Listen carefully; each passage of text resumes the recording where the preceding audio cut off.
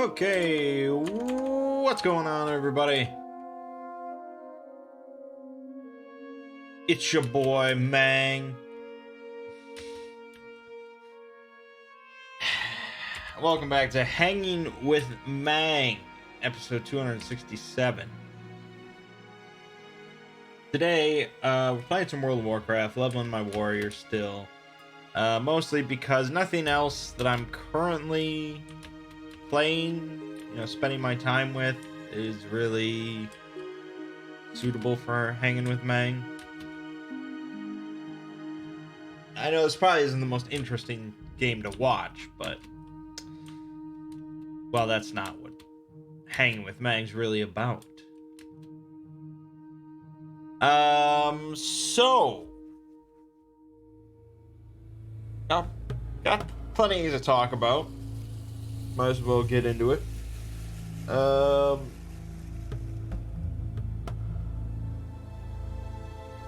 the Exploring series reached 400,000 subscribers. I think that actually happened like last Friday. I don't know if I mentioned it or not. I mean, it's sort of a milestone, I suppose. It's a round number. It's very cool. But, I've talked about this before. It's like once you hit 100,000, you're like, okay, 200,000 seems pretty possible. And then you hit like 200,000, you're like, okay, well, surely 300,000 is possible. And then it's like, okay, well, at this point, I'm pretty confident 500,000 is going to be possible. And then I'm pretty confident 750,000 is going to be possible. I would say, barring some freak occurrence or problem with YouTube or something, I would say 1 million subscribers seems plausible for the Exploring series.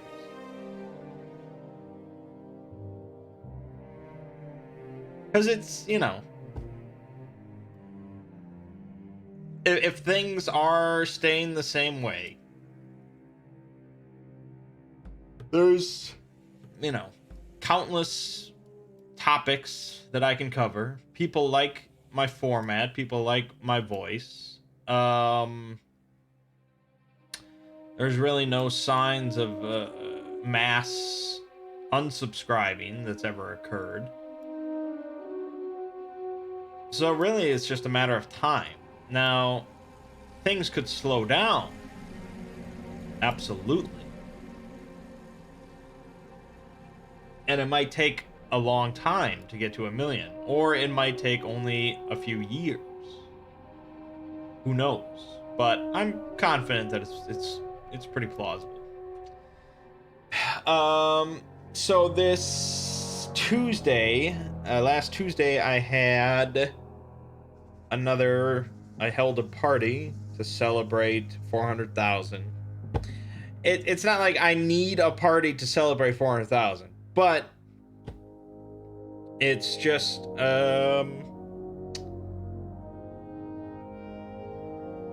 it's just a way for me to say thanks to all the friends and family around me that, well, stick with me. That doesn't really sound right, because none of them really watch the Exploring series. But it's it's nice to have the friends and family there that, they don't need to watch the videos to be supportive.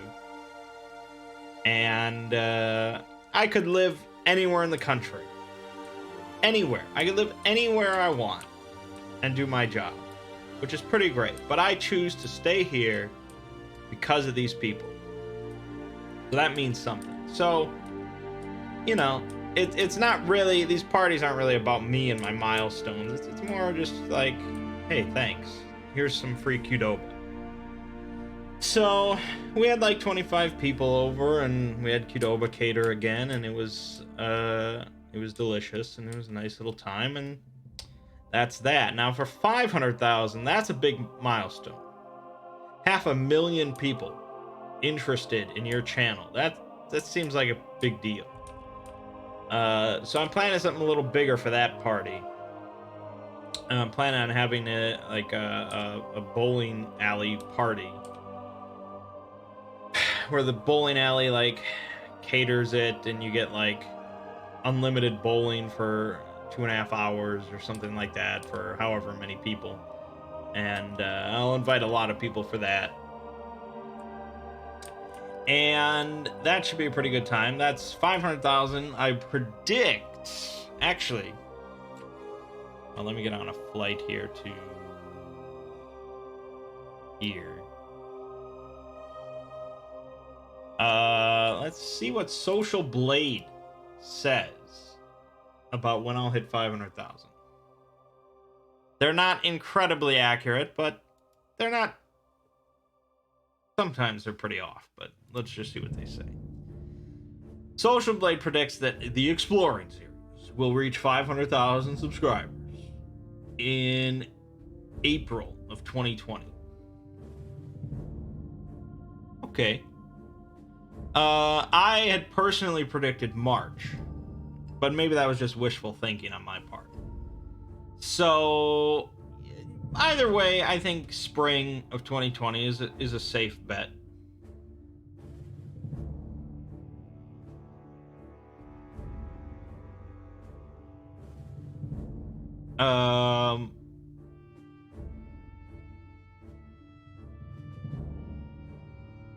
I mean, the channel has been doing really well the last couple weeks.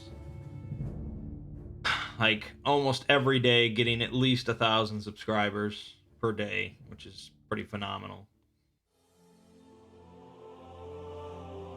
A big part of that is honestly due to the Zodiac Killer video, which I did not expect to do nearly anywhere close to that well. But you never know. That's YouTube. You never know. It's just, you know, you got all these people that just try and game the algorithm, and they worry about their thumbnails and their keywords and the specific content, and it's just like, fuck it, man, just make videos. A lot of people decry the current state of YouTube as everything's just so corporate oriented. Everyone's just, no one does videos because they enjoy it, and it's all just, how do I make the most money? It's like, fuck it, man. If you just want to make videos, make videos. And yeah, depending on the type of videos you make, maybe you won't make money. But if that's what you care about, then that's what you do. I mean, I'm just making videos because I enjoy it. It happens to pay my bills, and I've been very fortunate. But, I mean, you guys probably know better than anyone, when I started the Exploring series videos, that was not for money. And I don't think that really the content of the Exploring videos has changed in essence since I started. I mean, yeah, nowadays I'm doing videos, well, okay. The SCP thing has extended because it makes a lot of money, but believe me, if I hated FCP, I would have switched already. Guaranteed. I'm not gonna make things just because it makes money. That's stupid. I happen to really enjoy SCP. I think that's been evident for a long time. I've been a fan of that shit for nearly a decade now. But, anyways, yeah. So, this week, we're gonna be putting out the first poll for a new side series.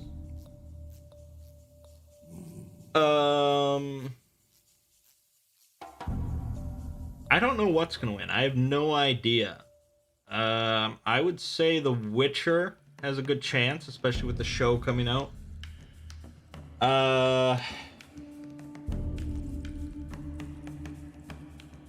D&D was very close last time, I remember. Dark Souls seems to always be a contender. I had hoped that with that Warcraft video I made and WoW Classic coming out, that Warcraft will be a contender, but that video did not blow anything out, so I don't know, it's hard to say. What would I vote for? What would I vote for? I mean, generally I vote for Warcraft, and I'd be perfectly fine if that won.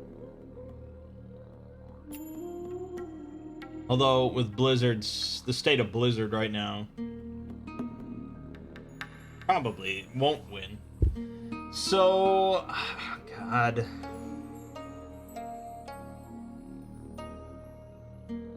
D&D could be interesting, although I'd really have to, like, just sit down and think about how I would want to even structure that. Yeah, I had that idea to do like a bestiary, like A to Z videos of all the different monster types. But it's just weird because for me, I don't know if I've ever, aside from video games, I've never really played in like an established setting. I don't think. I mean, maybe some pre-written stuff, but that's very minor. I don't know. And it varies wildly, you know, comparing like Eberron to Forgotten Realms and stuff like that. And it's like, I don't know what people are really looking for when they vote for D&D. What do they want to know?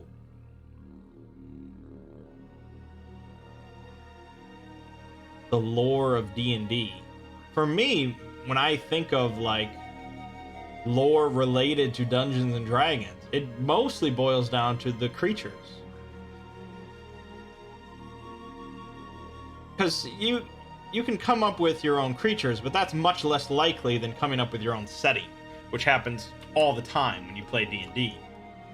But you take all these different monsters, and those are just going to be, you can plop those into any setting, and those are sort of the core things of Dungeons and Dragons, aside from like races and I guess classes. But it's like, I don't know. I'm not going to do lore videos on classes.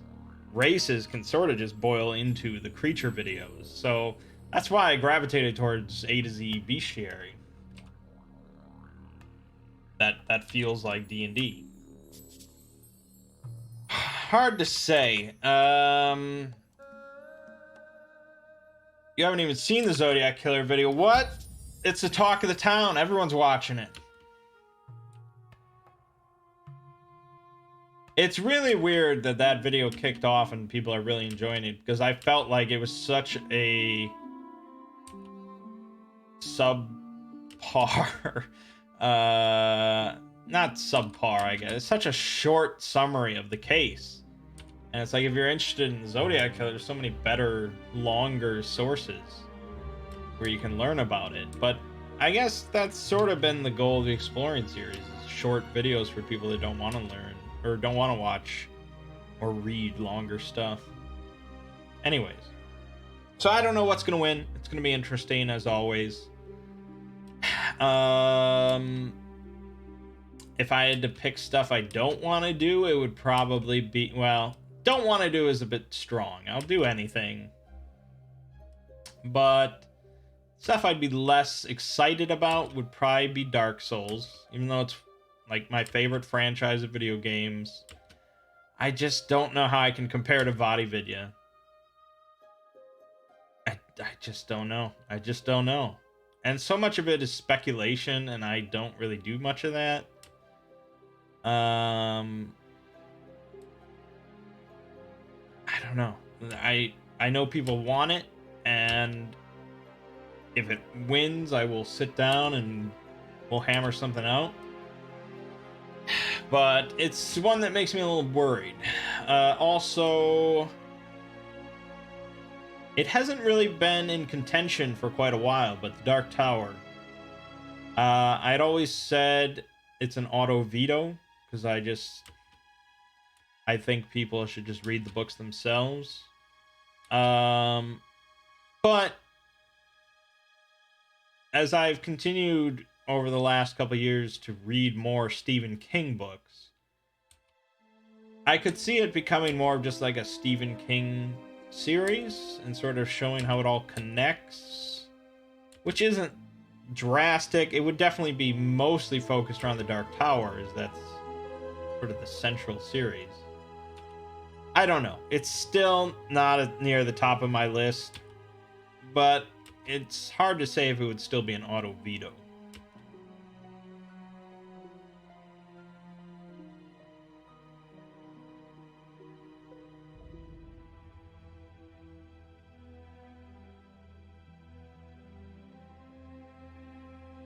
There's a few others that I have my misgivings about.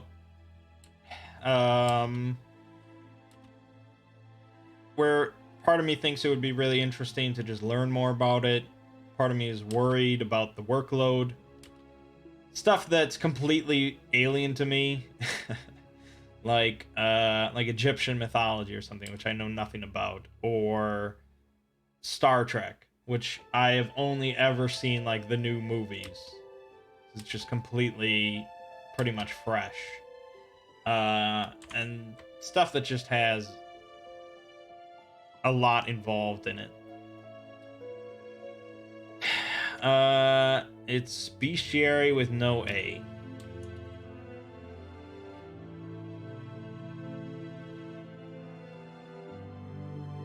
I mean, I guess that's part of the other reason why SCP is so nice right now, is that it's not, at this point, there's nothing that's really overwhelming, especially since I already did the Ouroboros cycle. There's no topic within it now that's just like, oh my, this is completely alien and new and fresh and overwhelming and blah blah blah. So it's sort of safe and comfortable and profitable, and I enjoy it. So yeah, I'm glad that's where we're at right now, although I know not everyone is glad that's where we're at. But that's why we do the side series. As long as I can convince myself to work extra.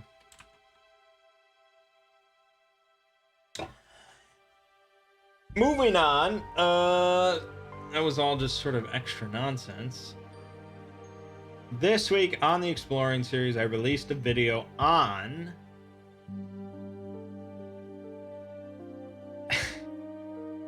just give me a second, I'll think of it. It was before the Halloween video. It was 3 Portlands, I think. That sounds about right. That sounds about right. So 3 Portlands. Interesting little topic.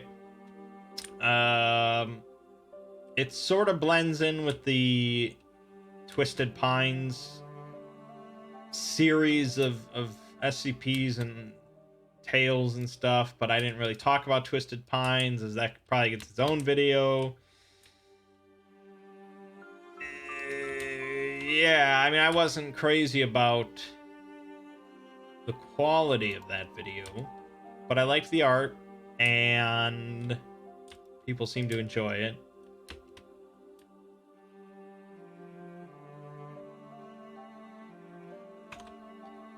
And then I released The Man Who Killed Halloween, which I premiered at my 400,000 party. I forced everyone to sit down and watch it. And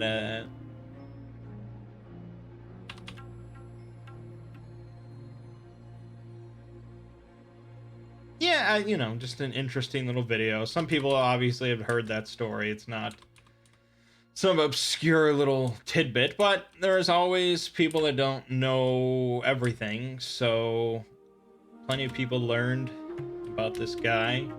I was disappointed. Yeah, for me, the lesson of the thing was that this hysteria over roaming around and getting poisoned by strangers on Halloween is literally just a myth. It just doesn't happen. But then I get all these comments that are like, this is why I don't go trick-or-treating anymore. It's like, what? Because you have a deranged father that tried to poison? Like, what are you saying? I don't know. People can take whatever they want. I don't think I failed in my delivery. And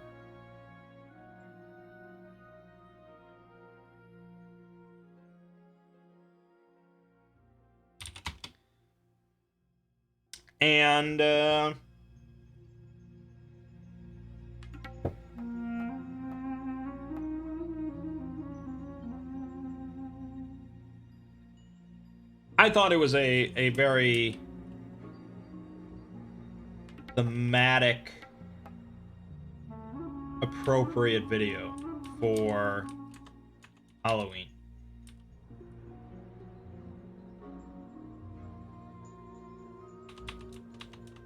I did have someone send me, personally, a new Lord Blackwood tale.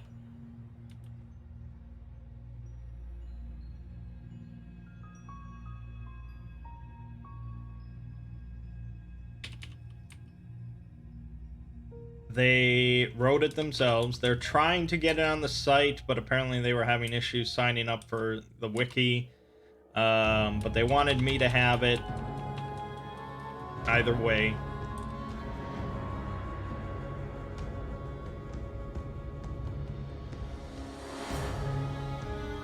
I didn't read it fully yet. I skimmed through it. Seemed pretty legit. It's a proper Lord Blackwood tale. And it was actually based around, like, the Legend of Sleepy Hollow.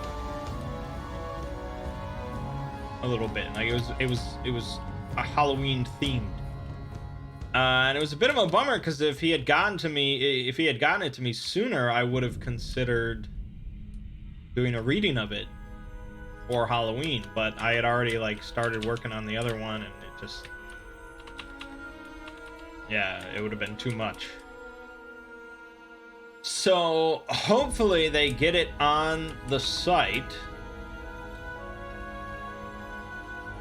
because it's nice to, you know, for it to be and everyone can read it and all that good. You know, the site needs more of it, so hopefully it gets on the site. But next year I will definitely consider just doing a reading of that around October. I also then considered just doing an audiobook of The Legend of Sleepy Hollow by Washington Irving, which is probably not a story that many people have read, although they've probably seen, like, the animated film.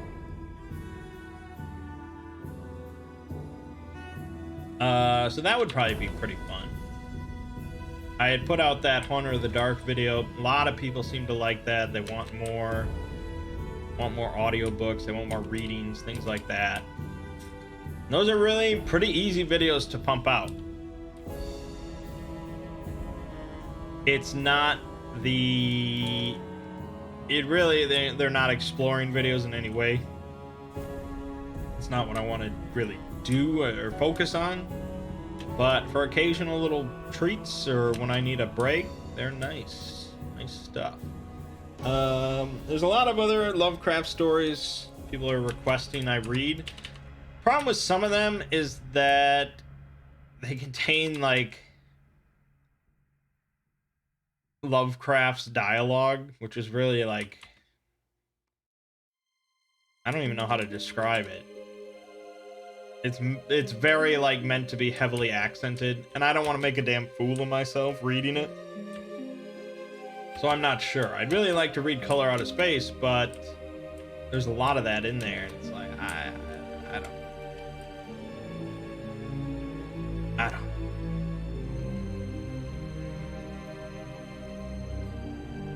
There's plenty of Lovecraft stories I can read that don't have any dialogue, though.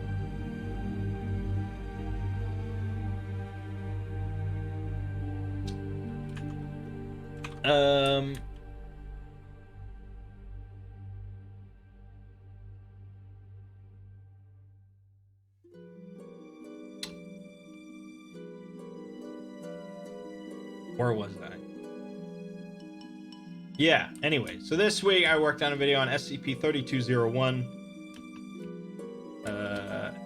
Alien entities concerned with preserving countless objects from the eventual heat death of every universe.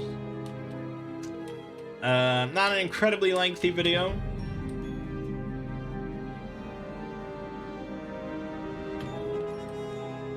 I don't know how people are really gonna feel about it. It doesn't have like some shattering conclusion or, you know, anything like that. It's just sort of like, oh, okay. It's a fine SCP.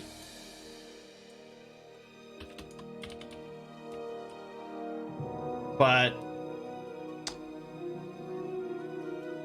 narratively, it's not anything amazing. Which they don't all have to be. They don't all have to be. But a lot of what I've covered so far has been narratively focused and tries to be in some way. It tries to drop like has like a mic drop moment at the end, or you know, things like that. And this just is like, oh, okay. Yeah. I think next week is the Horizon Initiative. So another GOI to talk about. That I'll inevitably hate the video, but I'll put it out and everybody will be like, oh, that's cool.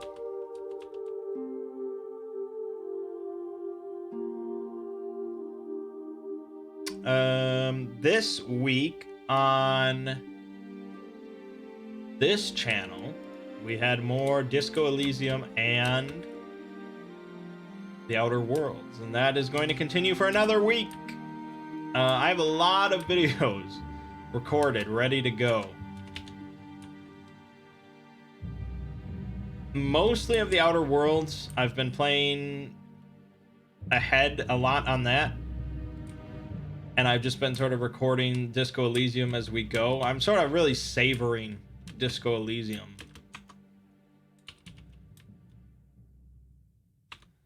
Also, I can't really like record too much of that game all at once because it just is so much talking for an hour straight. Really parches the throat. But both games have been really great. Really digging them.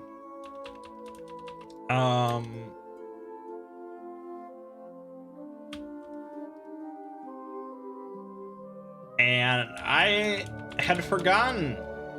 I think I had learned at some point, but I had forgotten that Doom Eternal had been delayed drastically. Like March or some shit.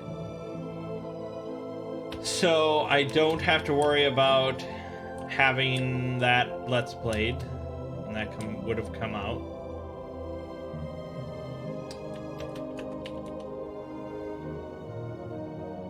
Instead, we just have the Fallen Order Jedi whatever game, the Star Wars game, coming out pretty soon.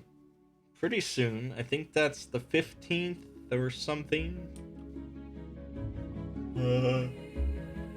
Pretty sure it's the same day as Pokemon Sword and Shield.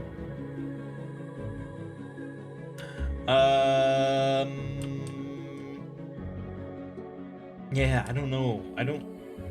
That's like 12 days from now. It's basically a question of, I know that Outer Worlds is not going to be finished in 6 more videos. So it's a matter of if Disco Elysium is going to be finished in 6 more videos. It sure doesn't feel that way based on my pace and the way things are going. It seems like it's going to be way longer than that. So I don't know. It's possible I'll have to juggle 3 Let's Plays simultaneously, in which case there's going to be more than 1 video per day until something gets resolved.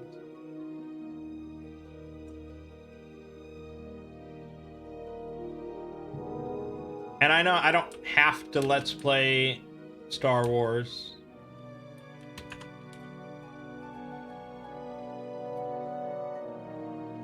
But I definitely want to play it. And it just seems like something that would be Let's Played. Compared to Pokemon Sword and Shield, which I will also probably be picking up and playing. But I don't want to do an LP of it. So that's the current plan. But at least for this week, you know what's coming. Plan on getting Death Stranding. Oh god. Fucking Death Stranding. It's getting like amazing reviews. But I saw one review. I was on Metacritic. I saw one review that was just like, it literally said like, I wouldn't call Death Stranding a fun game, but blah, blah, blah, blah, blah, blah, blah. And it's like, that's almost all I need to hear. That's really all I need to hear. It's like, maybe it is an incredible experience and stuff, but it's like, it's not, and it doesn't look that fun. It doesn't sound like a fun kind of game. I just can't imagine me really enjoying it.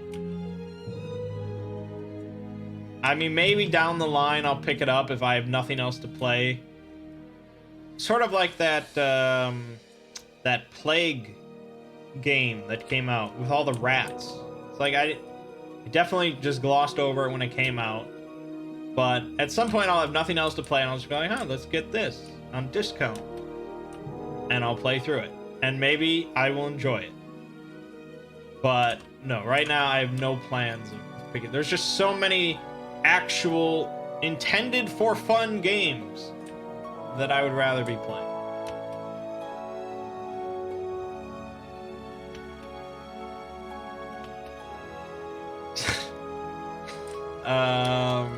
Yeah, I just,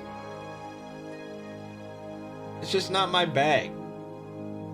And there's, you know, there's more and more of those types of games where it just feels more intended to be an experience than a game. Maybe I'm completely wrong about Death Stranding, but I mean, come on. The guy in the review said he wouldn't call it a fun game. He gave it like a 90 out of 100, but if you're putting that in your review, I know what that means. Moving on. Moving on to roll Mangg. So we did, what did we do? We did the final session of Icons of Thomas's mini campaign. He definitely amped up the difficulty and the stakes and all that stuff. It involved an alien invasion in Texas. And these aliens came down, they started brainwashing people through the radios.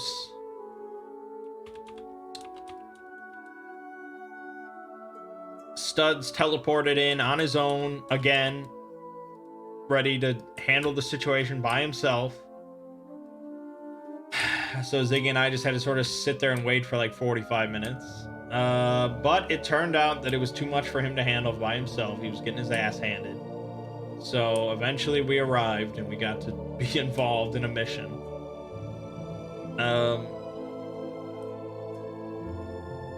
We cleared out the police station of aliens, which wasn't too tough.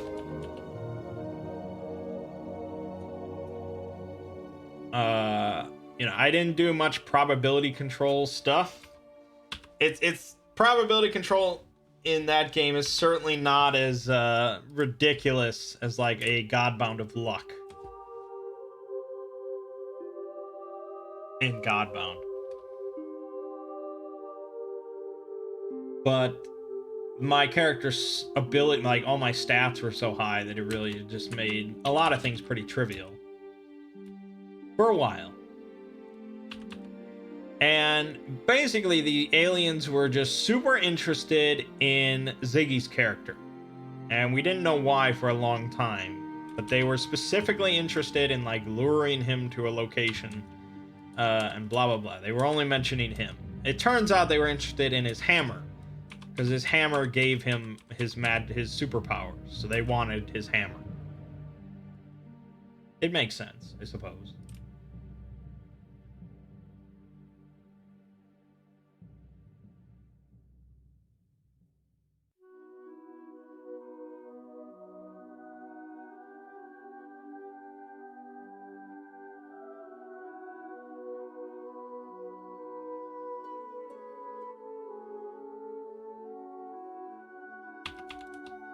So we got taken to this, like, radio station where on the top floor all these aliens were sitting with their leader. And all these aliens were on the top floor. And so I'm like, okay.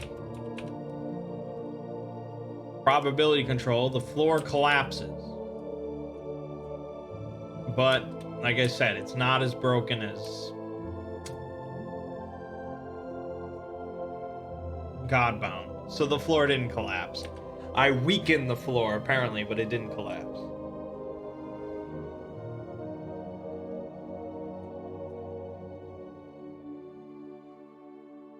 So we get into this scuffle with these aliens, including the leader. And the leader was, well, insane, really.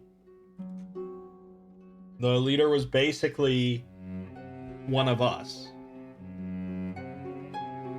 Like, as powerful as one of us. But he was extremely, like, combat oriented. And Ziggy went down like a sack of potatoes.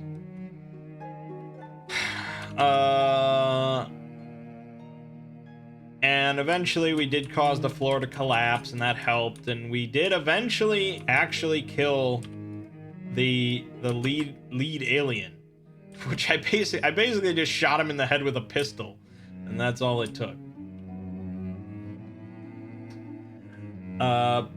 Ziggy did die. He did die in the process. And he actually died because he had this thing where his hammer was, like, completely locked to his hands, so that he couldn't be disarmed. He was very specific about it. He never wanted to be disarmed because all his powers came from his hammer. So if he lost the hammer, he would be powerless. Makes sense, but in this situation, he was unconscious. And if he took any damage, he would die. And it's like these aliens can't get, like, this hammer out of his hands, so they just, like, cut off his hands. And he died. Like, if he had just relinquished the hand, if it had just dropped off of his hands,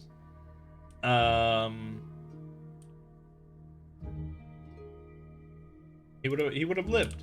But there you have it.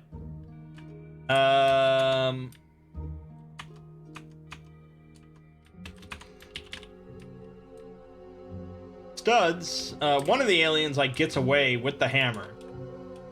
Studs teleports into their spaceship and, like, fucks up their controls. And I don't know what eventually happened with them, but I am pretty sure Studs dies. So I live. And I saved the day, I guess. That was the end. I mean, I can't call it an incredible mini campaign, but it was his first multi-session adventure. So it's tough. And I don't know why he picked icons. He realized too late how tricky it can be to DM for a fresh DM. There's a lot of variables. There's a lot of vague rules you have to determine. There's a lot of shit like that. But he did all right. And I'm sure someday he'll come back to DMing. But we are moving on. Or more specifically, moving backwards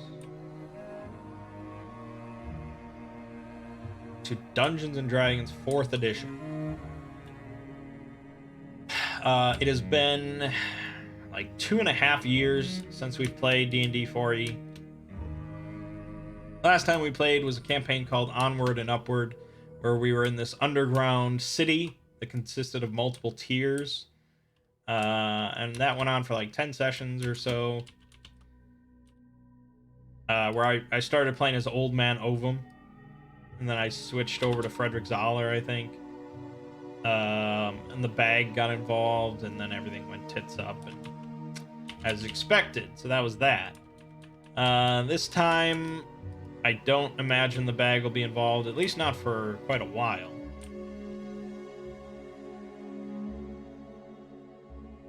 We're busting out the battle maps. We're busting out miniatures. Busting out the old 4th edition character builder.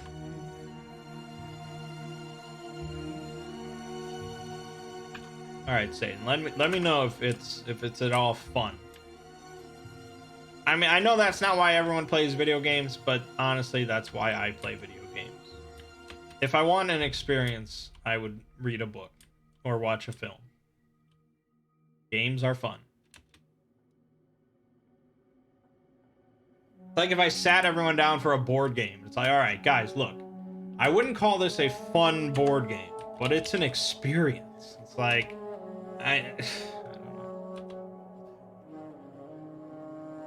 What a thing to say. Anyways, I don't know Ziggy's plan for like the setting or the, you know, the locale, the religion system. He is apparently going to incorporate a religion system in some way, just like the old days.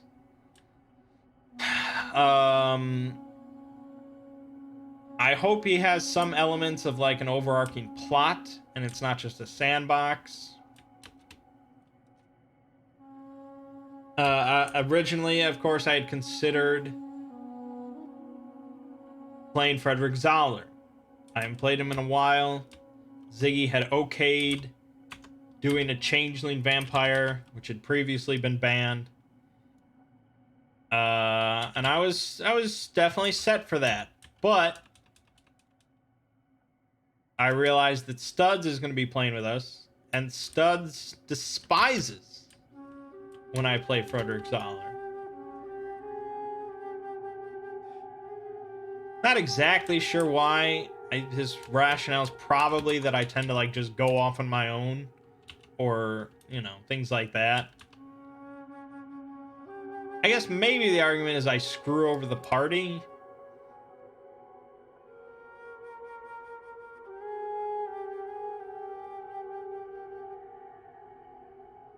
I mean, if we look at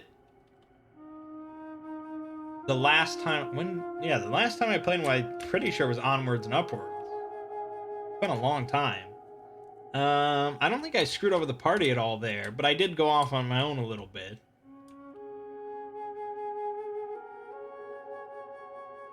I don't know. He has a problem with it. I think Mert probably has a bit of a problem with him, so it's fine. I don't need to play him. And it's like, this is our first serious attempt at a proper fantasy setting and all that campaign in quite a while. So, I'm just going to be playing Artemis. Tried and true, longest lasting character I have. You know, some people play the same character for years. It's all good. And Artemis, of course, traditionally is a scion.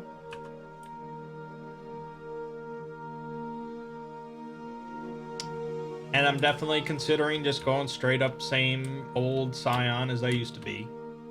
But I also was thinking like, okay, you know, what about something different? And I was looking at like viable hybrid classes for a scion, and some people are like, oh, Scion Avenger is viable. Like, oh, that's interesting. Scion Avenger. And it's basically like a sort of a religious scion. And so it's possible. I mean, I'm waiting to see tomorrow when we have a care gen. Ziggy's gonna let us know some about the setting. So I'm waiting to see from that in this specific setting how the religion system is, what the belief systems are. Would it make sense for Artemis to have strong religious beliefs? Last time in the long running big campaign we did where I was Artemis, he was not religious at all to start, and he had sort of believed in like that the darker deity, the missing deity that was close to almost like atheism as far as the religious system was concerned. So he didn't really have strong religious connections. If this setting, if this belief setting, if it all points towards him, it making sense for him to have strong religious connections, I could go with Scion Avenger. But I'm perfectly fine just doing straight up Scion as well. I was also considering, well, not even really considering, I was just looking into playing him as a wizard. Wizards have a lot of utility, but it just doesn't strike me as, it's just not as interesting as Scion is. I don't know, I just feel like Scion with certain feats, it just really comes off as very utilitarian, not very flashy at all. It's very subtle effects, you know, telepathy and telekinesis and all that good stuff, and I don't know, I just connect with Scion. I just like it.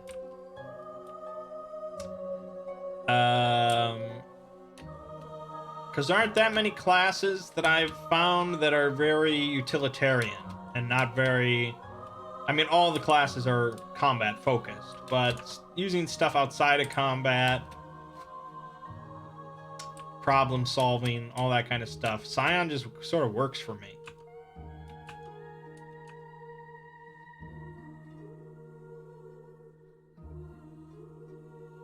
So, right now, it's either Scion or Scion Avenger.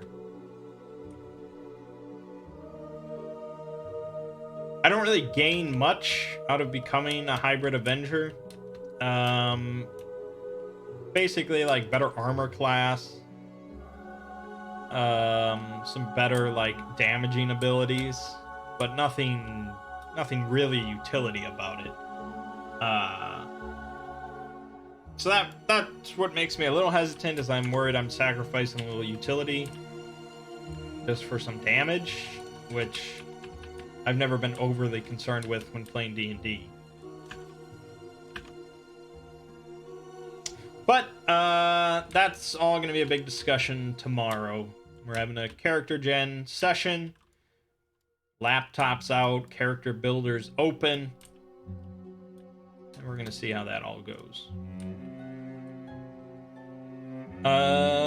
We also, on Halloween, on Thursday, we had a session of Dread, the Jenga RPGs.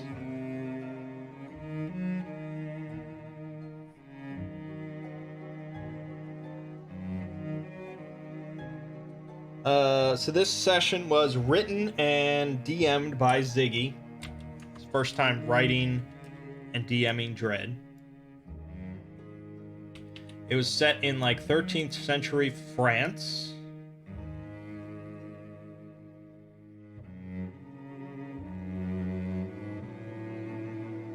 The plot was basically like there was a new king in France, and this lord was throwing a party, a big party to celebrate the new king. And we arrived at the party to find, like, it was just a massacre. People were just slaughtered because we had arrived late to the party. Everyone was slaughtered mysteriously. It looked like they were cut down. Some people were running through the woods screaming about, like, unholy horror and blah blah blah, and we went back to our village and we found that there was like this encroaching aura around the village that was causing people to like instantly decay if they tried to leave the village. So we were trapped in, and this bubble seemed to be closing in. And so we had to just sort of figure out what happened to these people, what's going on here, how is the Lord involved, how can we save the rest of the people that hiding out in the church, so on and so forth. Ziggy had written this really elaborate scenario. And truth be told, it was a very cool scenario. I think he should put it online as like a systemless scenario. Like you could run it with any system. And I think it would probably be a good fit for like Call of Cthulhu Dark Ages. You know, or something like that. There's plenty of horror games you could run it in, including Dread. But the thing with Dread is that it's intended for basically like a 3-hour session. And this one ran a bit longer than that. And truth be told, we weren't really...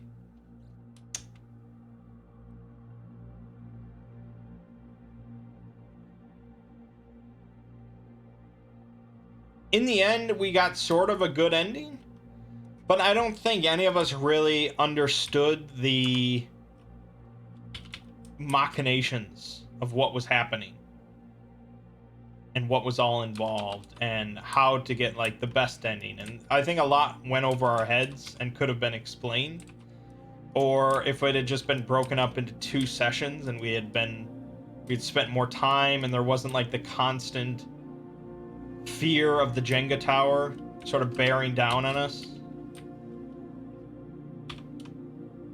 That's the thing with Dread, is that you're meant to sort of be continually pushed towards this conclusion, and the fear and trepidation and horror ramps up as the Jenga tower becomes more and more fragile. It's not... I mean, I didn't create Dread, so I don't want to say too much about what it's meant to be, but I feel like it works better as...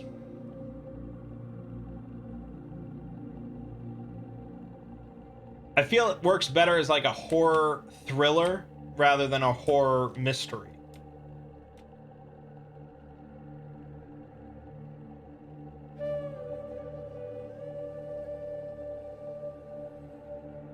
Like the first Dread scenario we ever did, where they were out camping and they were being like hunted by this werewolf creature or whatever. There's nothing really to solve there. There's no big mystery. They have to piece together the puzzles. They know what's going on, and they just have to make it through. Whereas you compare that to this Dread scenario, where just making it through isn't really enough. We had to... I mean, we could have just sort of hunkered down and nothing would have really bothered us. Nothing should have bothered us if we had just hunkered down. We wouldn't have gotten a good ending, but I don't think any, like, you know, there was nothing really pursuing us.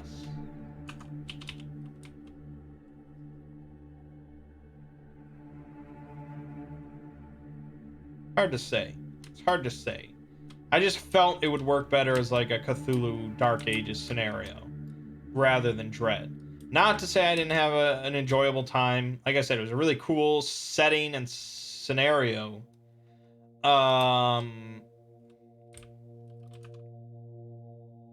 It was well put together. I think maybe he could have thrown in a few more like clues about like the relics that you're supposed to find and things like that.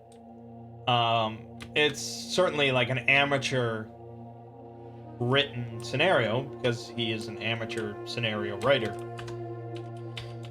But it was cool.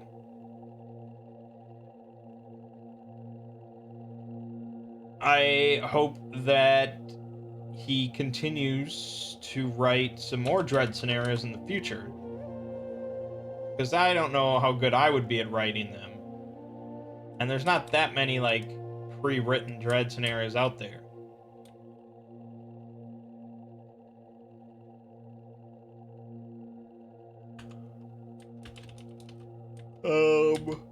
Yeah, I guess that's that.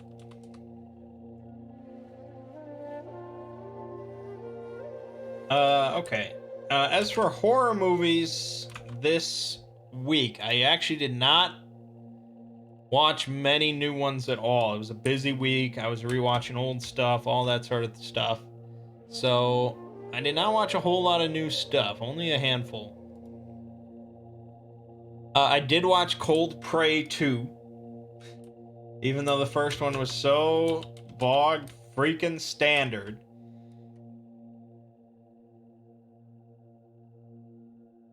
I watched the sequel. If you consider Cold Prey 1 to be like the archetypical slasher film in the vein of Halloween, Cold Prey 2 is very much Halloween 2. I mean, it's set in a hospital as the main character is like recovering from her traumatic ordeal from the first film. I mean, that's Halloween 2.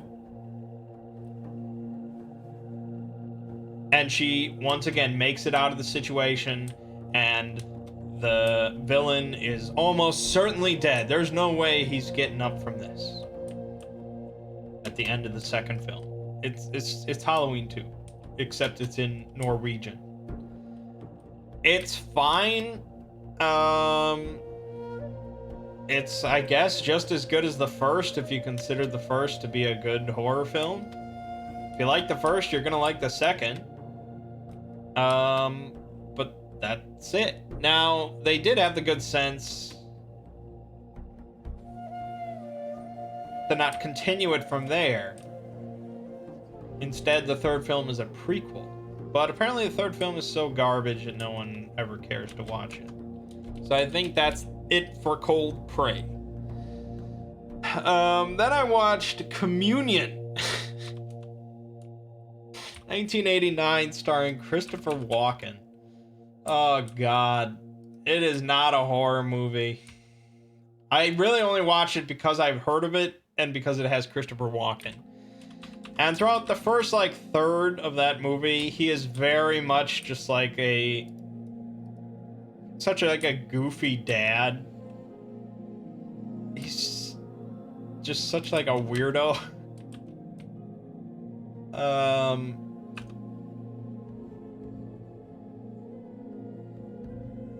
That's like the best part of the movie, I guess. This lovable dad walking. But then the aliens come out. He basically gets like visited by aliens. Actually, like the whole family and some neighbors get visited by the aliens while they're at this cabin. And then he continues to see them as he goes about his life, and his son continues to see the aliens, and his marriage like tears itself apart because he's haunted by these alien visitations. And it's based on this book by this guy, and this is where like the anal probe that aliens do, this is where it got invented.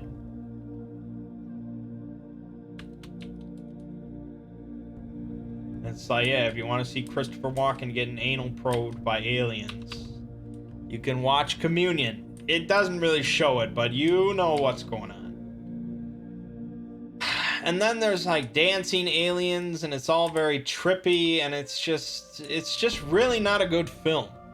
It's just really not a good film. I can't recommend it. This is not a hidden gem. Come on.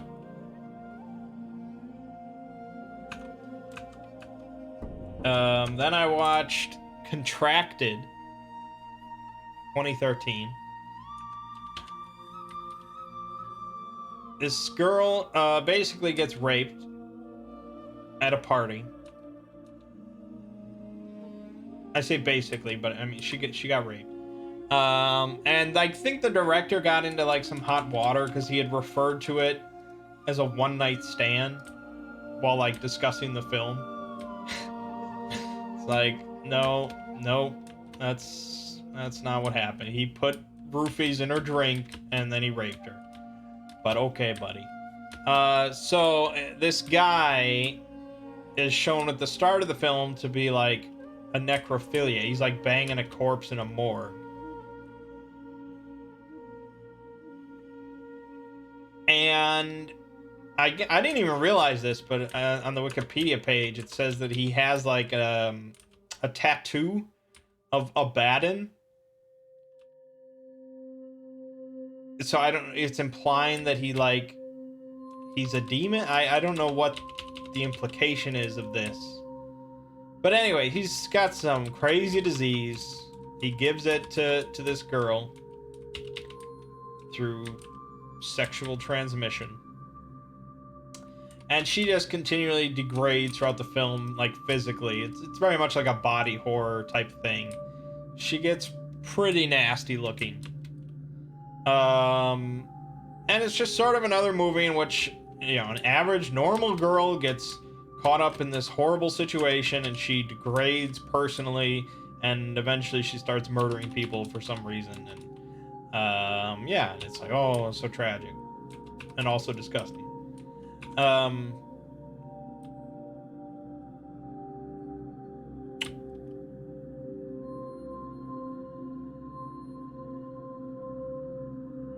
And I'll save you the trouble, because at the end of the film, she becomes a zombie. That's it. And that the movie ends right as she like attacks her own mother in a zombie frenzy. And there's no ambiguity about it. I mean, you know she's a zombie. And then the movie just ends. It's like, okay, I guess. Oh, and she had banged this other guy like 10 minutes prior to that, so he's probably going to become a zombie as well. And that's a zombie outbreak caused by sexually transmitted diseases from banging a corpse. I guess. I don't know. I'll be honest, I actually expected like something more from the ending. I thought it would be like more horrific, but it was just, oh, she's a zombie. All right. But I'm skipping a lot more of these movies now for various reasons. Like they're too old, or they're comedies, or they're too lowly rated. Just various reasons that are making me not watch everything.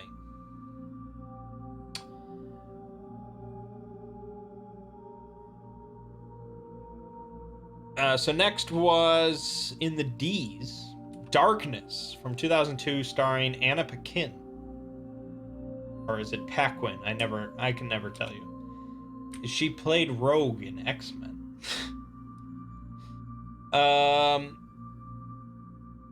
Not an incredible movie, very slow. It also stars Ian Glenn, played Jorah Mormont in Game of Thrones. It's sort of like, the first half is basically kind of like the Amityville Horror, as his family moves into this house and things get darker and weirder, and the father flies into these rages and, you know, stuff like that. And then the second half is sort of just like a cult story. A cult is interested in doing a ritual based around these people living in this house, and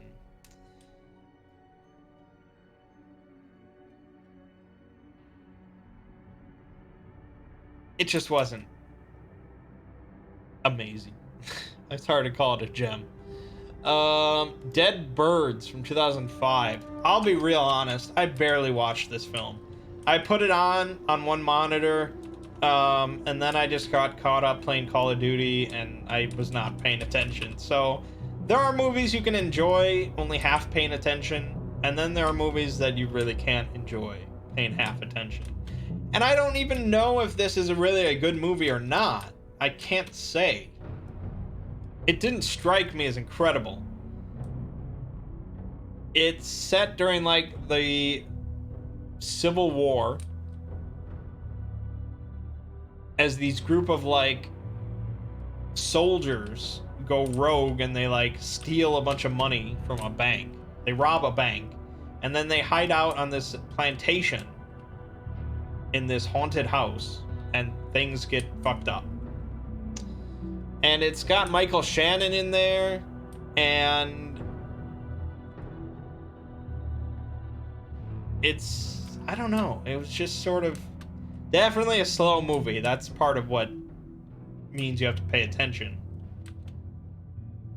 Because a slow movie means the enjoyment is through more like dialogue and atmosphere and things like that. Things you're probably not going to be paying, you know, you're going to miss out on.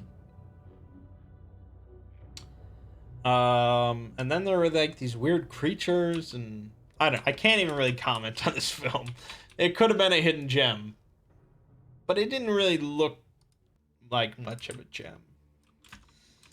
I'm sorry, that's not a professional review. Abaddon? Yeah. Abaddon is an entity mentioned in the Bible, in the book of Revelations. Like a demon or a place. I mean, you can read about it.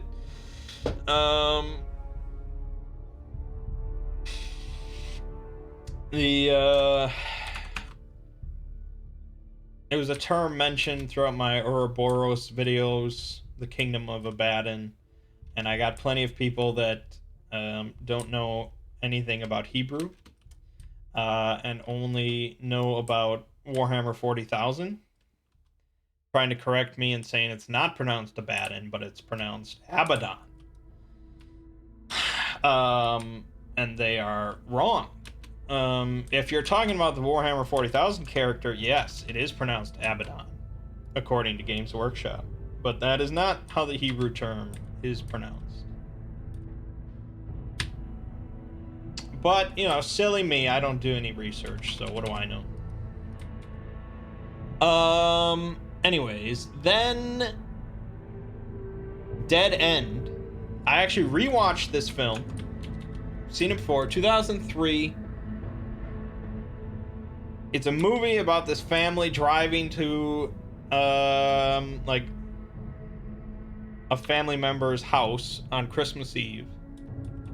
There's a dad, a mom, two children, two, like, teenage children, and then one of the girl's, like, boyfriend is with them. And the dad driving takes, like, this shortcut through a forest.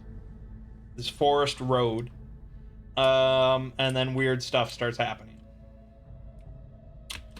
It's a very low budget film. You can definitely tell. It's a movie that thrives primarily based on the performances of the actors. And the one, I mean, it's got Lin Shaye in there, who's really well known nowadays in the horror circle, in being in like the Insidious movies and stuff. So she plays the mom. She's really good. But the dad is played by Ray Wise, who just does a phenomenal job. He's like, really, he's the star of the film. So I rewatched it just because I remembered how good he was in the movie. And yeah, it definitely still is good. You know, on the second watch, I know the plot and I know what's gonna happen, what like the twists are and stuff like that. So I don't want to spoil anything, but I recommend checking out Dead End. This is a hidden horror gem, definitely. Dead End.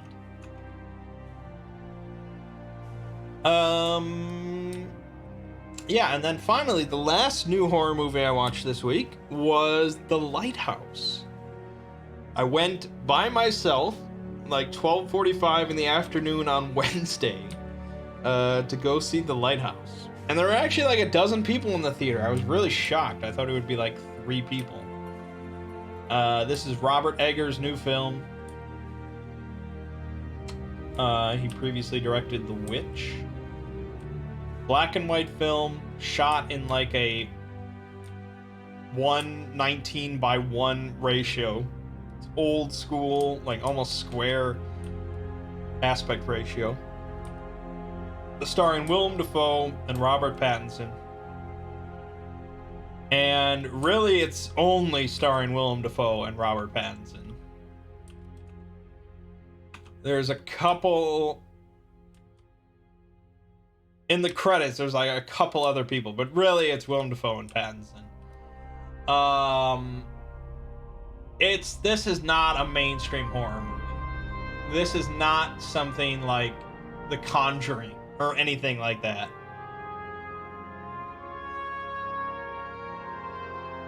This is not something I would recommend to my parents or some friends that want to see a scary movie.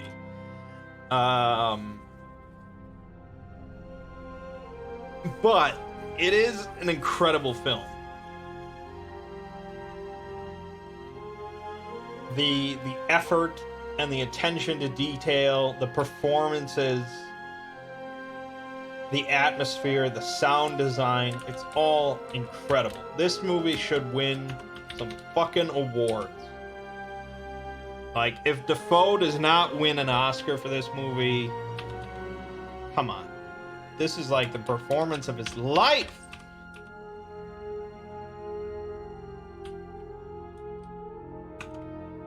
It's hard to really even talk about the plot, I guess. Well, basically, this old guy, this young guy, they head out to this lighthouse, this remote lighthouse, for a month-long shift, where they stay at the lighthouse, they tend to the lighthouse, blah blah blah. The old guy's been doing this for a long time. The young guy, it's his like first time there. So he's sort of just following the old guy's orders. The old guy is a real curmudgeon-y fucking asshole. Most of the time. When he drinks, he gets real lively and entertaining. So you can, if you want drunk Willem Dafoe to entertain you, you can watch The Lighthouse.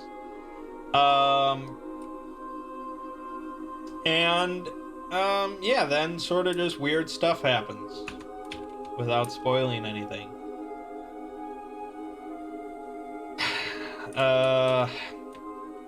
It's certainly a film steeped in the metaphorical.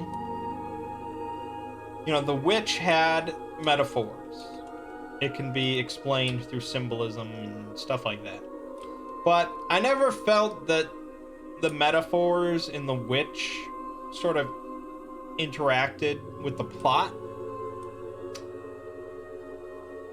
It was all a bit more subtle in The Witch. In The Lighthouse, it becomes a bit more overt. And the narrative becomes a bit more confusing. On purpose. That's why I don't feel it's as like... It's not as accessible by the mainstream. And I count myself among the mainstream. I didn't know what the fuck was going on for much of the movie. I mean, I was, again, super appreciative of the atmosphere, the sound design, the acting, like, physically what he had created with this movie. But I was certainly very confused towards the ending. But then I went online, I read a bunch of discussions, it cleared up a lot of stuff, and I was like, oh, that makes sense, that's cool, yeah. I don't know if most people do that. So if you're the type of person that sometimes ends a film wondering what the fuck just happened, that will occur if you watch The Lighthouse. But if you're willing to take some time to read interpretations and discussions, it's a pretty incredible film to see.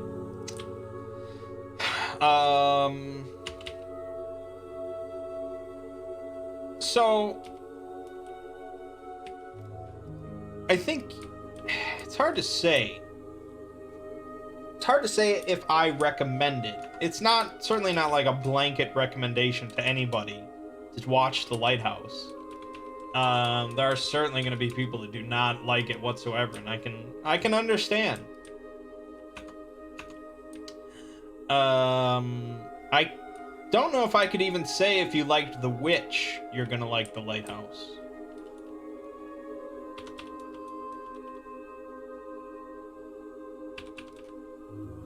But if you're a fan of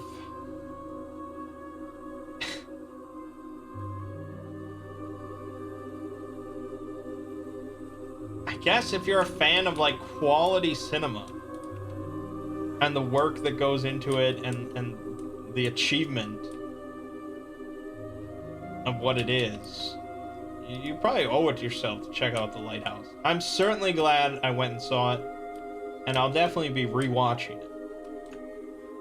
It's not in any way a bad movie. It just might not be everyone's cup of tea. I guess it's sort of like Death Stranding in that case. It's hard to call it a fun movie, although it has fun moments. There is definitely a bit of humor sprinkled throughout. But it is very much an experience.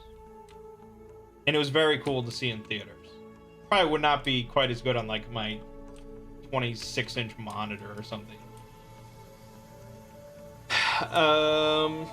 Yeah. It's gonna be cool watching it on my 110-inch projector screen someday, though.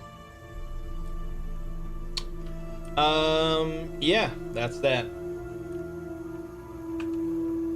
Alright, I've been talking long enough, as always. I gotta get out of this group.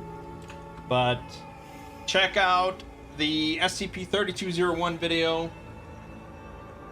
Vote on the polls this coming week, whenever I drop them. And we've got The Outer Worlds and Disco Elysium. My name is Mangg. This has been Hanging with Mangg. See you fine folks next week.